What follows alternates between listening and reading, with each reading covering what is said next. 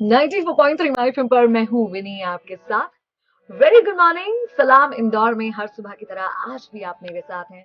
और चलिए आज कुछ अच्छा सुनते हैं कहानी एक प्रोफेसर साहब की, जो एक दिन अपने कॉलेज से फ्री होने के बाद अपने एक बड़े पुराने दोस्त से मिलने उसकी दुकान पर गए, कपड़ों की दुकान पर बैठे, गप्पे शप्पे मारी और प्रोफेसर साहब ने पूछा कि यार, पहले जब मैं तेरी दुकान पर आता था बहुत भीड़ हुआ करती थी, बात करने की फुर्सत नहीं होती थी हमको, लेकिन अब वैसा माहौल नहीं है, स्टाफ भी कम हो गया, क्या बात है? तो दोस्त ने बड़े शान से बोला कि अरे चलता रहता है यार। तो उन्होंने कहा नहीं यार, आसपास कपड़े की 3-4 दुकानें और खुल गई हैं, तो कंपटीशन बढ़ गया है, तुम्हें ध्यान देना चाहिए। तो दोस्त ने कहा कि अरे ये सब आता जाता रहता है, मैं इनका टेंशन नहीं लेता, सब नॉर्मल हो जाएगा। प्रोफेसर साहब ने कहा ठीक है, संडे को मेरे घर चाय पर आना।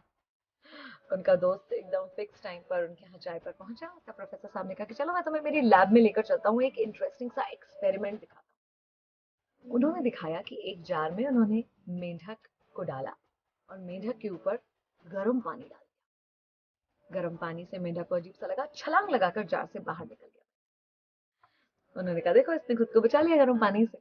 उसके बाद उस जार में उन्होंने ठंडा पानी, नॉर्मल पानी भर दिया और उसके बाद मेंढक को उसमें डाल दिया।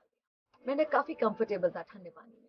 और उसके बाद उस पानी के जार को गरम लौ पर, आंच पर रख दिया गर्म होने के लिए।